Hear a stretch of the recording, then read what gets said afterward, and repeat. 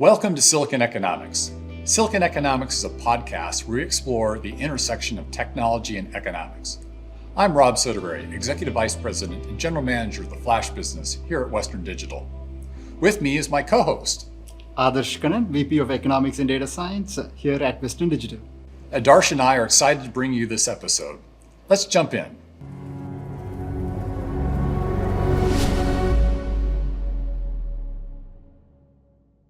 Let's get into today's episode, where I'm thrilled to be hosting Dr. Amit Ghandi. Amit has been an early adopter in this world of chief economists of technology companies, having had senior roles at both Microsoft as well as Airbnb. And he's managed to keep his academic interests and passions alive at the same time. So welcome, Amit. Great to be here, Rob, and thanks for the invitation. And of course, welcome, Adarsh. Thank you, Rob. So let's start there. This world of economics and technology, why does a technology company need a chief economist? What does a chief economist do? There's a little bit of job security question. All eyes on me. Well, listen, it's I will say from the outset, it's still very new. And I mean, if you think about what a chief economist meant, I don't know, 50 years ago, I mean, I think the caricature would be a big personality, maybe a talking head, sounding board for the CEO, maybe a media appearance on the news, and kind of really an external face. And I think what is different now, and that part still potentially exists, is really the internal aspect of how these businesses work and how they run. And so the journey is interesting, and I think the first trigger for what brought this new sort of complexion to a chief economist was just data. I mean, quite literally, companies started amassing data and asked the fundamental question, how do we extract business value from this data? So I would say like that would be maybe V1 of this journey and process, where an economist can come, work with the teams, and just layer some light modeling, light interpretability, light general understanding and recognition of economic and business forces to narrate the data. And so, I mean, in some ways it plays to the communication ability of the chief economist, but with some more of an internal facing kind of dynamic. I think that's even evolved further now, because if you think about data, there's lots of functions that now can grab data, machine learning and data science. And I think the chief economist role is just evolving with it. So as working with data gets more complicated, the need to understand its economic meaning, and from a decision-making perspective, because fundamentally businesses are in the business of making economic decisions. And so it behooves them to invest in economics to do so.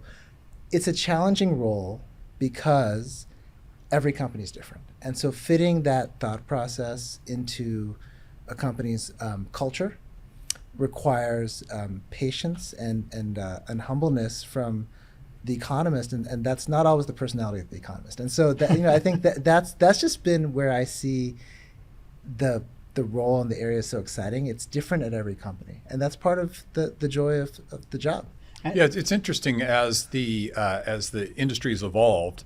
If we wind back the clock, of course, the business that Adarsh and I are in, and semis and so on, has always been relatively capital intensive and driven by economic factors. But this advent of the as a service, whether it's the infrastructure as a service that the hyperscalers practice, or if it's the marketplace as a service that some of the places you've been involved with at Airbnb and Uber, all of a sudden that has just exploded. It seems the applicability of really core economic thinking and understanding and assessing these businesses. Absolutely. Now there's an ironic twist to that, which actually is related to Adam Smith and economics at some weird level, which is if you take like a marketplace, supply, demand, forces coming together, if it's well designed from the onset, one can argue markets work, right? Even without an economist. Right. And I find that remarkable when I look at some of the most successful marketplace companies. Look at Airbnb. It's an incredible marketplace. Right. There's no centralized pricing. It's laissez-faire, decentralized. supply and demand dynamics. And none of the founders were economists. They were designers, they're artists, but it really goes to the heart of the market thesis that individual decisions, when organized and coordinated through the right kind of policies and parameters, can lead to globally powerful results. And so it's an interesting dynamic because now if you know some economics and you enter a marketplace, what should you do? Because you don't necessarily want to tinker with the marketplace. Right. Right. And so I have found that to be an interesting it's and, kind of and a free market theory exactly. problem. I mean, but can you tinker with in this some ways, and actually maybe prove it? maybe it's the easiest job. Hey, Yeah. let the market work. Yeah. But I think the argument I've tried to make is if you can layer some economic thinking and some economic understanding, because these systems become incredibly complicated. I mean, at some level, Uber, the business, no one person understands how the whole thing works, right? Mm-hmm. And so if you can adapt some insight into the economic forces, you can refine the product and make it work that much better. Because even something like Airbnb, it's one big market, but you could also argue it's thousands of sub-markets in these local markets. And how do you really refine it to work for the customer, for the ecosystem? That's where I think economics is pretty powerful. And there's an overlay of being able to codify economics, which is possible now and wasn't possible in the past, right? Like we all remember times when you had to probably call somebody to book an airline ticket. Now it's all systematized, so which means you can infuse a lot of the behavioral metrics or behavioral mechanisms into the product or service itself, which was not possible a few decades ago. Well, I mean, you bring up an interesting point, and it is sometimes the debate as to what is an economist versus, say, a data scientist. And I think you're really hitting it on the head, which is, at the end of the day, economists are trying to understand human behavior, right? Markets are human social systems, and I think it's really important that, and really valuable that the economic mindset can connect models, data, AI with behaviors that ultimately we want to understand and mold. Well, and economists these days tend to come with a deep bag of data science tricks. That's right. But it's not, the reverse isn't always true. Right. There's a lot of data engineers that may not have the business acumen to apply.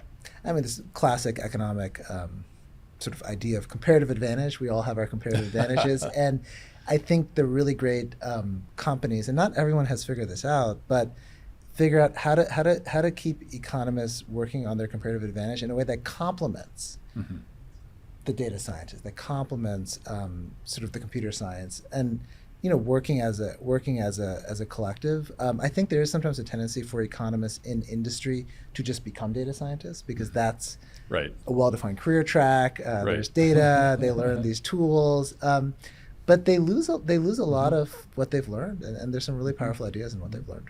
One of the areas that Adarsh and I spend a lot of time on is capital planning. Yeah. And of course, capital planning in the world of certain demand would be relatively straightforward. Yeah. Sadly, none of us get to play in that world. I know you've done some basic work on demand optimization and thinking about demand. And how do you approach businesses that have this need for making significant capital investments under demand uncertainty? How do you tackle problems like that? I mean, well, I think you said the critical word in that whole equation, which is investment. So it's already like kind of an economic framing. I mean, sometimes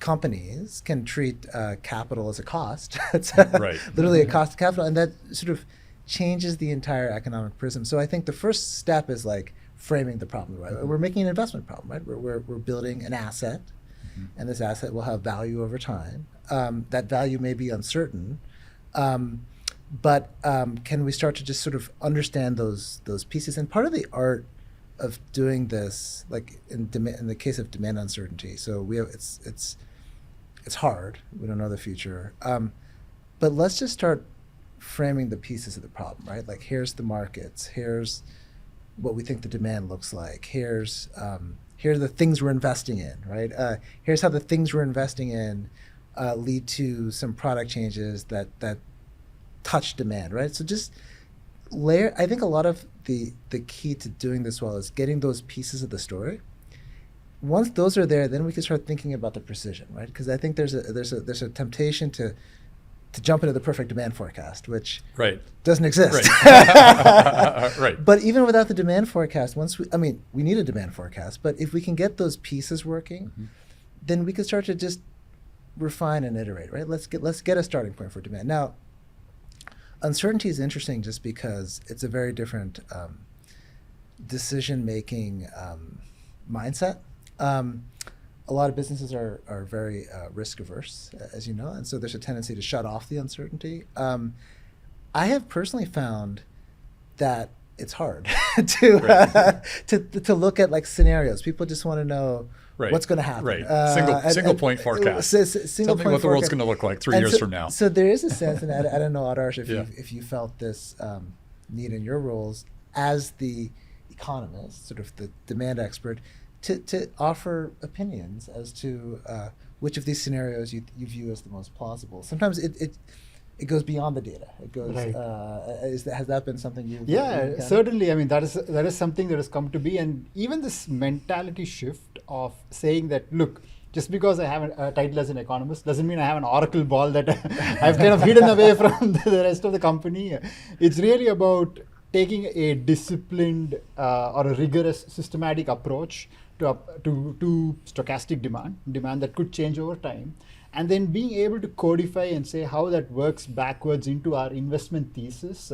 That's been a lot of my role, and I'm sure we had similar journeys when like Amit, you were leading some of this for large cloud providers, where we had to kind of get into the DNA of the organization, a mechanism to plan around the uncertainty or use the uncertainty to plan, like things like real options, as an example, became a very classic way of taking economic principles and applying it in the real world, as opposed to just taking a view where we trivialize the thing that we find it gnarly to put our hands on, and basically say, hey, let's put the most possible line and plan against it, right? Again, that's been a huge part of the shift that Rob and I have been driving here. This idea for real option is such a beautiful, elegant economic idea. It has not seen a lot of Amit, you may want to explain to our viewers and listeners what real option is. Sorry, I named dropped. You guys are geeking out over there. We're jumping into some serious economics. If you think about uncertainty, one thing, like in financial markets, if there's uncertainty, the stock can go up, the stock can go down. One thing you can buy to manage that uncertainty is an option, right? You buy an option on the claim that this asset could take off. So I have some optionalities, and that optionality has value. It has positive value, so I should pay for it. I should own it. Real options just mean that that's a financial investment. Real physical assets also have optionality in the presence of uncertainty, and so. In the case of a hypothetical cloud provider, if you have to build a data center and it takes 5 years to build, and I'm not sure which way the demand will go, I would like to retain some optionality. So what's a simple way to retain some optionality? What if I bought some land? Right, build a shell. Build a shell, and it just and now the key, if you're successful as the economist, is to convince your finance organization this is not a cost. This is actually an asset that has this real asset value, and that takes economics. And purchasing an option on upside. There you go. In demand. There you go. Well, and the transformation that we've had to drive is really, like 95% of corporate long-range plans are done around a single view of the future. Right. This is how it happens. Pick a single view of the future for maybe 3 years, 5 years. Then you do some sort of brute force upside, downside. There'll be a war in Asia, or there'll be a super boom, and it leads to a scenario in which you're always wrong. You are always wrong, and the drift on these plans is horrific. 3-6 months after you've printed your plan, it's no longer useful. Right. And so how can we kind of shift the mindset to this notion of a stochastic view of the future? That's right. And then in those scenarios, how does my business plan? I love to use poker analogies. I was waiting for it. Yeah. But, how's this hand going to play against all possible distributions of the cards in the deck? Yeah. Well, I mean, business planning is an interesting problem, right? Because you form a plan and you make some decisions, and then things happen in the world, and then we have to revisit the plan. So it's kind of this full feedback loop that I think should just be built into the way planning works. It's sort of there's data. There's data that the world provides back, and the real question is like, what do you do with that data? What do you do with that learning? How do you revise your plan? And recognizing, as you say, it's a thankless task because no plan will survive contact with the enemy, as they say. But and in our industry, one interesting aspect there is that the number of suppliers, which is the total number of people who can produce what we produce, is very limited. So we can actually count them out in one hand and very few resources in the other hand. That's the total number of players, less than half a dozen suppliers in our ecosystem overall. I see. So that gives us a lot of purview into how the supply side of the economics work. And we as a company tend to operate in varied markets. So we have like deep understanding of the demand side of the view, where we see how much responsiveness there is in demand across the board. We see what are the feature requests, what's the willingness to pay. Like we can characterize the demand quite well. I see. So this has been a dream for a lot of economists in many markets, right? Like you're able to tactably characterize the supply, and then actively characterize a set of demand parameters. Of course, there's uncertainty around those parameters. But once you do that, we can write down the full game theory, optimal equations in this marketplace and say, hey, there's also a supply response that I can do as a supplier, given that I know what my other competitors are going to do. And that's been a very fruitful exercise in our ecosystem. Yeah, no, it's a great point. I mean, if I could say one thing about just the profession and what Adarsh is saying, when you take economics in school, there's really two kinds that are taught. There's what's called normative economics, which is what should we do, what decisions should get made, and then there's positive economics, which is a description of how economies work. When we're usually taught positive economics. That's really been the push. How do these systems work? Insofar as economists in academia think about the normative side, it's generally with a view towards policy, right? Sort of monetary policy or social policy, policy, antitrust policy, because those policies shape the way competitive dynamics unfold. Adarsh, I think what you're talking about, and this is really the unlock for the modern chief economist position, is that we can also think about normative questions at the level of the entities inside of the economy, a company, right? This is sort of a set of normative questions, and then you get into everything you just said. Well, look, if we are in this game, if we are in this model, how does this thing play out? How does it shake out? And given that positive view, that's like positive question, what decisions should we make? So it's a really rich interplay between those two sort of. So you see, the tagging of the positive economics has gone so much that what was the saying? An economist is somebody who can tell you tomorrow how the weather was bad yesterday. That's kind of, or why the weather was bad yesterday is probably the version that people kind of think about. But you're spot on. Yeah. So then you moved from the world of Microsoft Azure, which was kind of a capital intensive demand forecasting thing like we're talking about here, to this world of the modern marketplace. Yeah. Which introduces a whole new set of factors, and we sort of started to touch on that. Do you even can you even tinker with these systems? Right. But what was your experience kind of going into that marketplace world? Yeah. What would that look and feel like? Yeah, I mean, I'll just say from a professional career development perspective, what was important to me is to sort of see what would it look like if economics was a little bit more core to the product, which is to say, the product is economics. Like if it's a marketplace, then the product is quite literally economics. So in that sense, I did find, like if you take a hardware company or a cloud company, the technology and software still reigns supreme, right? And then we want to layer some economic thinking to sort of make it work in practice. I think marketplace companies are actually the reverse, which is to say, I don't want to knock any of the technologists there, but the technology doesn't have to be great or perfect or amazing, but the economic principles have to be right, right? It's one of those things where you can't get the economics wrong. So I think it provides economists more of an opportunity to really get it, to go from planning, which is where my world was, and just thinking long-term, bigger picture investments, into products, features, down to individual decisions. Should we launch A versus launch B? So in that sense, it's I think a really interesting path. But as I mentioned before, when do you want to exercise that rich understanding of the marketplace versus when do you just want to sort of let it work? I mean, one scenario that I found fascinating, I'll just at Airbnb or any kind of two-sided marketplace. Here's a classic issue: you have two sides. I have like supply and I have demand. Mm-hmm. So if I make a product change that increases demand, Right. a search feature, Right.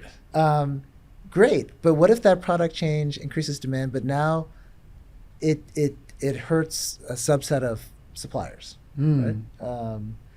Maybe it makes their earnings very volatile, Right.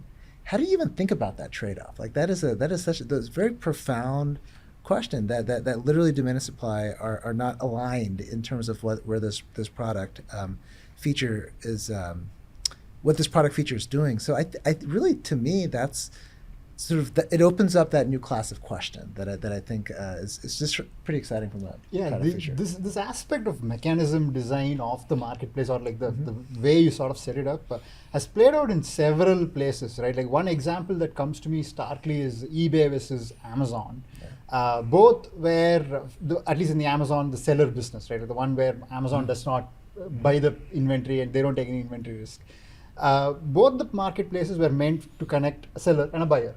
Yeah. eBay came up with the thesis that you have this auction place, you'd come, you participate in the auction. There's no certainty that you're getting the product at a particular price. It was a buyout feature, but they had it pretty late. So from the buyer experience, the behavioral aspect was pretty painful in one sense, right? Like, because you had to come in, you had to kind of see the auction, you don't know if you're going to win the auction and what have you. And then Amazon came about and they had the marketplace design where it's a third-party seller could be selling on Amazon. You buy for a fixed price and then Amazon as a marketplace does the vetting for you, because they would make sure that good sellers end up showing a lot more higher in your ranking, or like have a higher probability of fetching a sale. And they baked in the behavioral metrics that they want to see from a good seller and codified it into the platform, right? Like, so if you are if you are able to maintain inventory, I've tried selling old books on Amazon. As long as you can meet the orders at the frequency that you're getting and you're able to ship them on USPS and whatnot, you keep getting your orders back again. The moment you slip that top tier seller ranks, you kind of go down, right? That's actually a notion or a place where I would say taking the technology challenge, which is cataloging and making sure that the products are all unified in the same place, and then bringing it with the economics of it, which is improving the buying experience, has even bigger bang for the buck, right? Like, this is a little bit of a pushback, Amit, on the idea you were saying about, like how it's more of the mechanism design, and it's like the two forces can actually combine together. That's right. To have a bigger bang. Right. That's right. And to be clear, platforms, marketplaces do impact the functionality, right? Right. They're not agnostic. They can't be neutral, no matter how hard you try. Right. You are impacting the way this works. I think the spectrum is how, and what is the strength of a platform is the fact that because it's the intermediary, that's where all the data lives. It does really go back to data. So if the data is there in terms of what consumers want, who's a good supplier, what matches should get made, the real question is how much to exercise that muscle, right? And do you give it back to the participants? Right. Here's data, here's insight, or do you then take it into your own hands and say, no, look, I'm just going to decide which are my best sellers, and I'm going to steer them to my most valuable customers. Well, in this, the core of all these platforms, that trust and safety is just the absolute core value prop. But then it seems there's a question of, well, how much trust and safety is enough? How much do I get paid for that trust and safety? Is trust and safety itself, is that the thing I'm selling, right? Yeah. Versus how well I present the options or all the other features and bells and whistles that That's go right. on both sides of that platform. That's right. And even trust is a great economics problem because at some level, every market transaction involves a degree of trust because, and the economic principle here is we can never write a perfect contract. There's all these contingencies that could emerge. So like trust is sometimes seen as like what they call like the oil of the economic machine, right?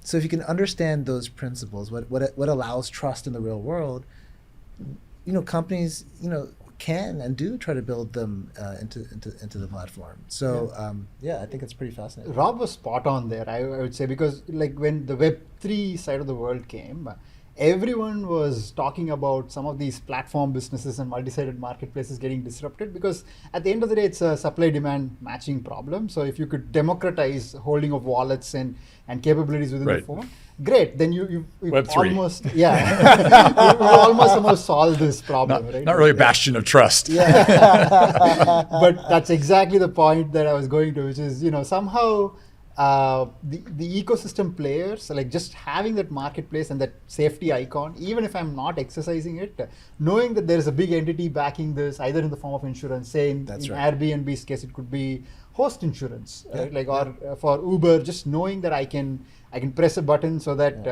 there's a quick way to contact somebody. Gets me to be safely sitting in a stranger's car. That's right. And so that's another place where truly these marketplaces have taken a behavioral metric, which is users' trust, and to an alien, both are the same. Right? You go sit in a stranger's car, one way or the other.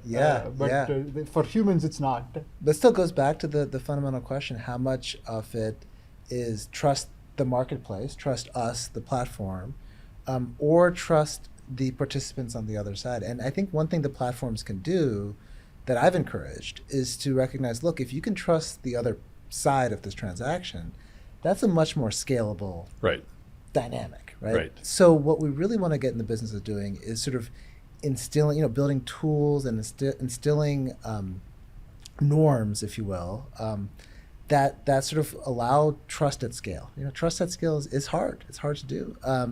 But I think it's also interesting because it doesn't sound economic, but it's deeply economic, right? That's how any economic system works. So I've worked on a few sort of trust problems. I think the other value prop of economics, like if you take something like trust, it's very easy for us to just start using our intuitive sense of what trust means. A lot of the value of economics, even in a trust question, is just defining terms. What does trust mean, right? Like how can we write down some principles?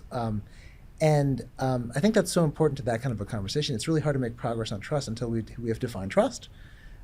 So I do think that that's a really valuable aspect of what economics brings. Yeah, and I think if you look around the messy bits of these platforms, clearly Amazon Marketplace has a lot of messiness in terms of particularly supplier side of these platforms, as well as this whole returns issue on the buyer side. So it's a platform's actually tolerated quite a bit of, let's say, noise in the system. Yeah. While Airbnb has dealt with that in different ways, Uber has dealt with that different ways, but just that, where do you set that knob and how much sort of free market chaos I'm willing to tolerate in my trust system. That's right. Right. There's a value for trust, right? Like, and economists are classically trained to do weird experiments like this, where we could probably put a label that says, Food and Drug Administration, approved, right? Like versus not having the label, and then see at what price point that do customers flip between the two, or how much of the sale conversion happens. So it's like a classic way of sort of taking these nebulous human behavioral metrics and associating it to this one metric that we all can measure, which is value or money. That's right. That's like in the wheelhouse of an economist's training. That's right. Now, with something like trust, it's interesting because what could allow us to design for trust is if people are fundamentally trustworthy, right? I think what economics can't do is necessarily completely change human nature. So part of what economics can do is that, let's say trust is the minority, distrust is the minority. It's only 5% of bad actors, right? We know from economics, adverse selection, the bad money can crowd out the good money, right? Then that's a market failure. Okay, Right. now we know how to think about that. What's the information, ratings, badging? Right. But if it's the case that 80% of potential hosts are just bad human beings, then that's a hard problem to overcome. Well, that was the seminal moment of the marketplace evolution, is when somebody had the realization that actually 95, 98, 99% of these people are not bad actors. That's and be able to make that initial leap. Yeah. Obviously, that was not something that was widely held, and Yeah. the economic returns flew to the people that figured that out first. Yeah. And you start thinking about just the economics is really rich here. So if you take a new platform that has some trust and safety, maybe question marks associated to it, who are the earliest adopters? Well, the people who are maybe most willing to take risk, right? Most willing Right. to accept that Right. that reality, and Right. really just the whole adoption curve. Right. You start to layer that against So economic experiment preferences. all to itself. Yeah, and just understanding, well, if we grew this far through one kind of risk profile, but to get to that next rung, we're going to have to design differently. It's a different economic decision that next segment of the market is making. And so I think that's a good kind of hard question. And it's kind of interesting here because paradoxically, economists we are trying to think about Homo economicus, right? The rational agent was there to get you in every opportunity possible. Yeah. And then, anthropologists have really got a win here because, they've time and immemorial been saying things around human beings are inherently trustworthy. There's a group dynamic, but there's a very small portion of the population that's not trustworthy. That's right. And then we've now witnessed a lot more marketplaces that are successful. That's right. Building on this, the anthropologists' version of the world That's and right. the economists' version of the world. Although we do have things like auction systems, which are pure rational agent proofed systems. There's just straight up incentive compatibility there, like in the game theory. That's right. Amit, do you want to define incentive compatibility for our viewers and listeners? Well, it's a very powerful idea. Incentive compatibility is if you build a system expecting a certain outcome. Let's say you're going to build a system that gets people to bid in a way that they want to bid what they truly think it's worth to them, right? You want to make sure you've built your system in a way that they don't want to game the system, right? If you're trying to game the system, then that's no longer incentive compatible, right? So the incentives, get an optimal outcome. And so finding a way to align the incentives of the actors with the goal you're trying to achieve is this problem of incentive compatibility. It's one thing to do it in theory, Adarsh, as you know. It's another thing to do it in practice. But I think this also goes to the heart of, I think, the value of the chief economist position. To bring it back to your first question, it's recognizing that's even a relevant consideration. Right. We need to think about incentive compatibility.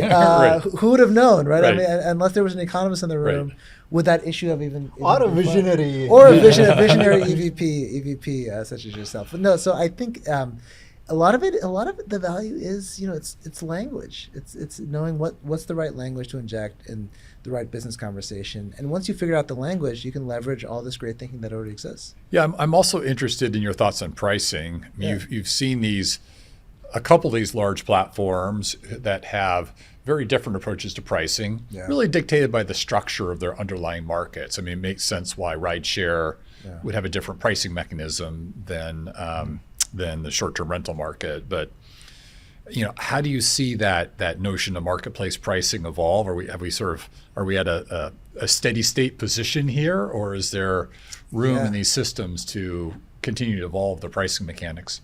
Oh, I think there's a lot of room. Pricing is still very basic if you think about it. That we have every aspect of the experience could be priced, right? Pricing can be incredibly rich. The richer we make it, the more we tie to the value it provides to the customer, the end user. At the same time, the more complicated we make it, the less usable is the pricing system. So it's really this trade-off between value creation and complexity. Sticking to low complex, there's a single price, and someone has to figure it out, whether it's the supplier or the platform. Even for any business, pricing is still the highest point of leverage you have on everything you do, right? A 1% change in price can have disproportionate impact on your bottom line. And so it's funny to me that not a lot of whether you're in a marketplace or a standard business, we sort of just accept there's some pricing and we adopt it. Right. Right. And versus recognizing, man, if you just kind of can sort of break out what is an optimal price, there's incredible upside business value in it. I think pricing is hard because it's frightening to change price. If you make the price high, you lose demand. If you make the price low, you cannibalize profits. And so it's just a hard variable to change. In platforms, sometimes it's easy just to let the system figure it out, right? Because you're not bearing as much responsibility. But I do think we're moving more in the direction where the set of pricing instruments is becoming richer, right? So we can price more components. We can start thinking about subscriptions. We can think about insurance. We can think about bundles, and now our product is just getting richer, and that I think is really a first order question for not just platforms but just any business. I mean, the dream here is every customer, if you read a book, gets an individual price. Right. That reflects their preferences. That reflects their preferences, right? That's happy. first best. That's first best. Right. I should price for everyone Right. differently. Lots of constraints that prevent us Right. from getting there, but that's kind of the core idea, is that we should price for the person. Well, and we play in a market and technology that still has that legacy of the enterprise sales rep. Yeah. And the enterprise sales rep having a value conversation and having a share of wallet conversation and fundamentally a human powered like pricing approach. And of course, this is how advertising got sold back in the day. And then you saw this wholesale transformation from human powered pricing to a marketplace. Yeah. And it's curious to say, well, what are the big opportunities out there where you're going to see pricing convert from these old school, people-driven approaches, Right. and that's the scary bit, right? Yeah. Is the market truly efficient, and do I get a truly better global outcome by moving to an exposed, transparent Right. pricing system? Right. When and what are the fundamentals behind those deals, right? If you're cutting a deal between sort of enterprise sales agent A and customer supplier B, obviously both sides have interests. There's asymmetric information, so one side has information that they're not sharing with the other side. They're trying to find, it's like a bargaining problem. You're trying to find a middle ground. I do think it's interesting. This is also where having some data that provide a sense of like, basically here are the boundaries. Like here's the space in which prices could live. Right. Let's think about just like start with some structure. Right. Here's some basic structure. Now within that structure, have your deal. Make your conversation. So I do think it's a case in point where we don't want to lose enterprise sales. We need enterprise sales, right? You have to get out there, and you have to talk to the customer. You got to engage. But can we empower that function to just have some more economic insight into what they're doing? Right, and there's a long-term trade-off that the human beings may inherently make, right? Because the enterprise rep has to go sit down with the customer the next quarter, and the quarter after that, and the quarter after that. That's right. So this is all. There's also how much you can sort of capture long-term signals versus how transactional your market is. Like search auctions are a classic transactional market. You lose a keyword, you're not worried. You're going to go back in and bid again. You have your valuation, and you're kind of repeating that game. But in a transactional, in a non-transactional enterprise sale market, it's quite difficult. And some of the unbundling and the prices that we see have maybe even annoyed us as consumers, right? Like if I go to an airline today, between like the row that is on the wing versus the one that you get behind, there's a difference in price. You want to carry on an extra item, then you have a difference in price. The unbundling has maybe swung a little bit too far for the experience as well. That's right. But I guess airlines are purely commodified at this point in time, at least in a large market like the US. where you have enough number of flyers between cities. That's right.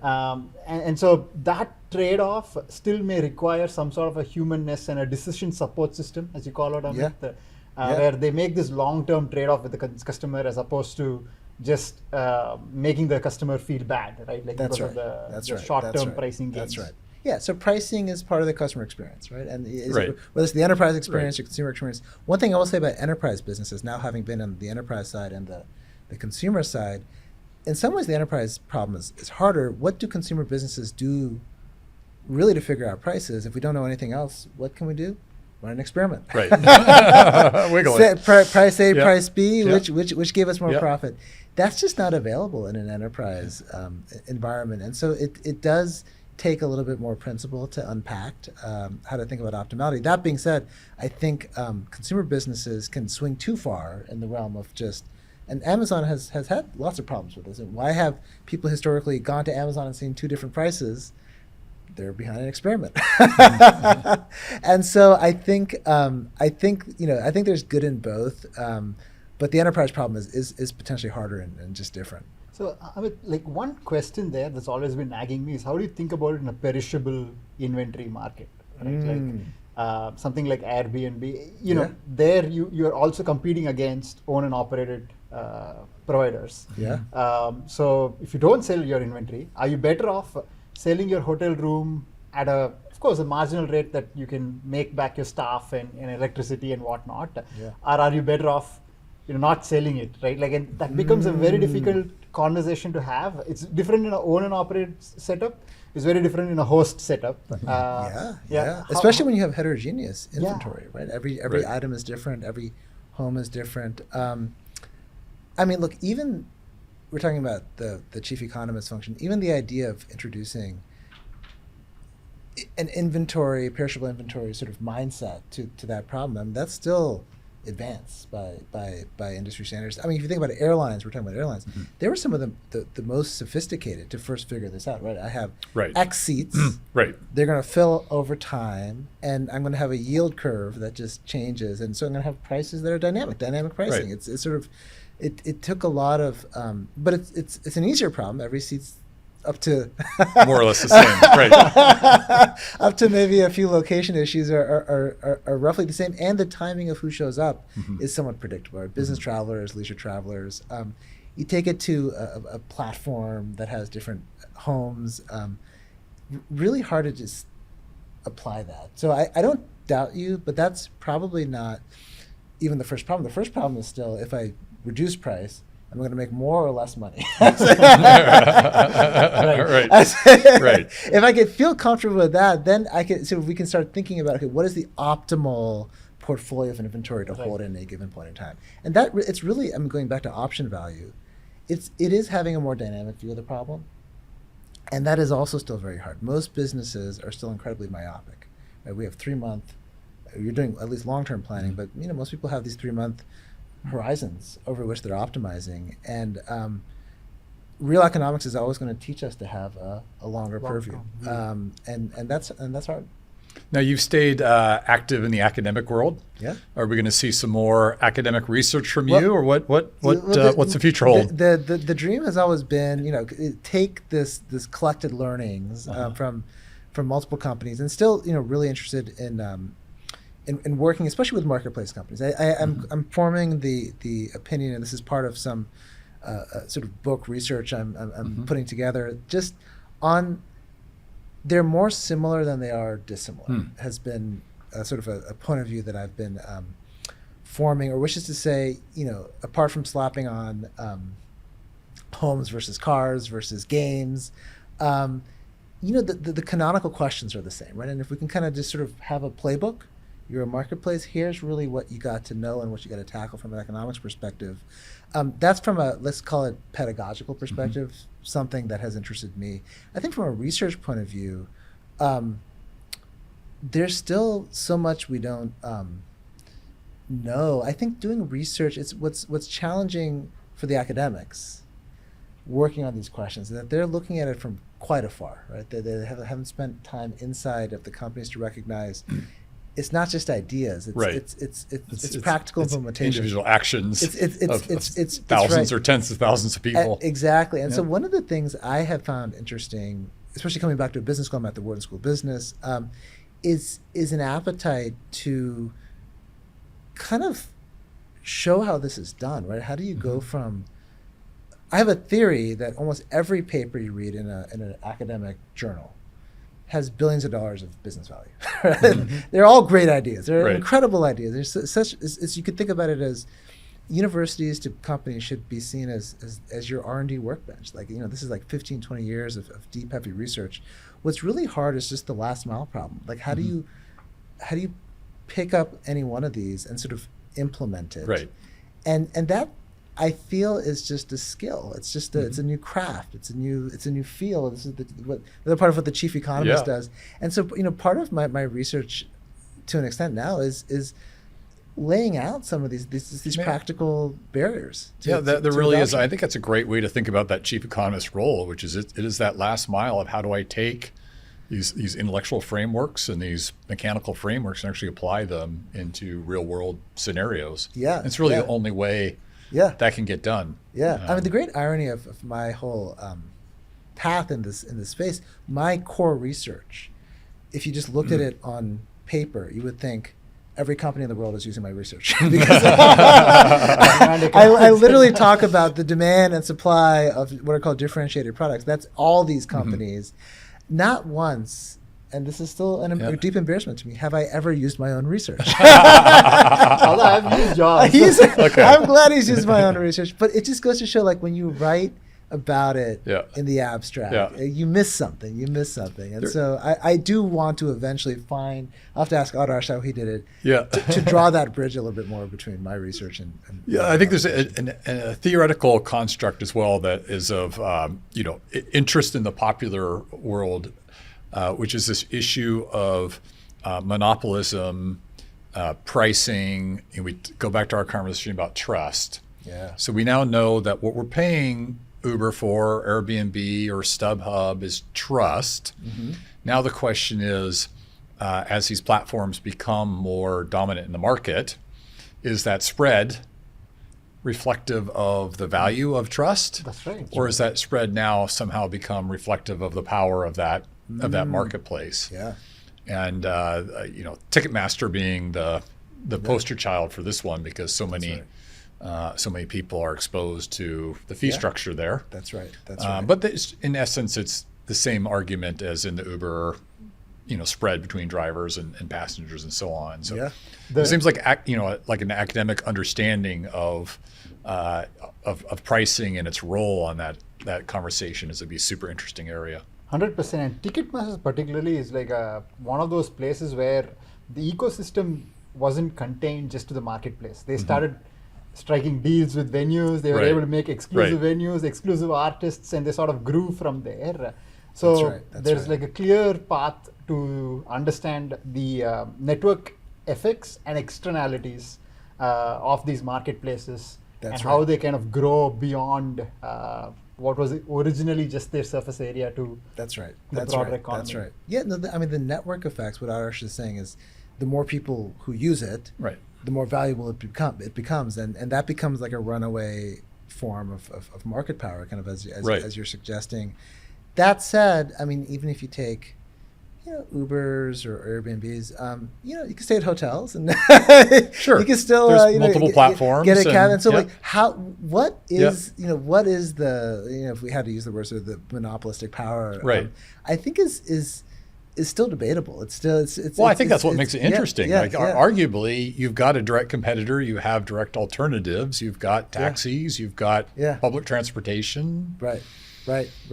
No, I mean, and even going back to just pricing even a little, StubHub rather famously experimented with the idea of, so customers don't always know what price they're paying, right? So when you just look at the price, there are two kinds of prices, right? There's an upfront price where every fee is baked into the single price the customer sees, or there is kind of component pricing. I sort of show you different components, and not just different components at different points in your search flow.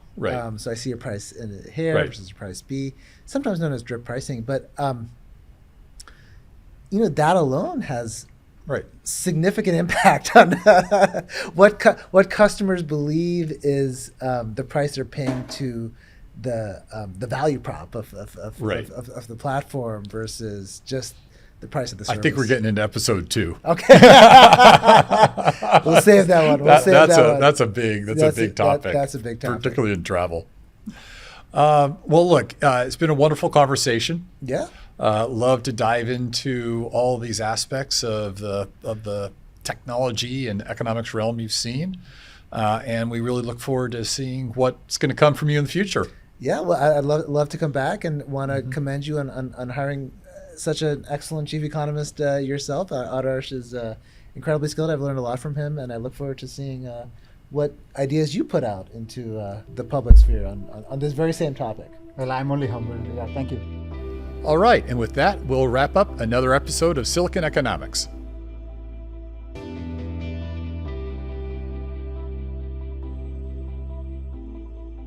Thank you for joining us for today's episode. If you enjoyed it, like, share, and subscribe.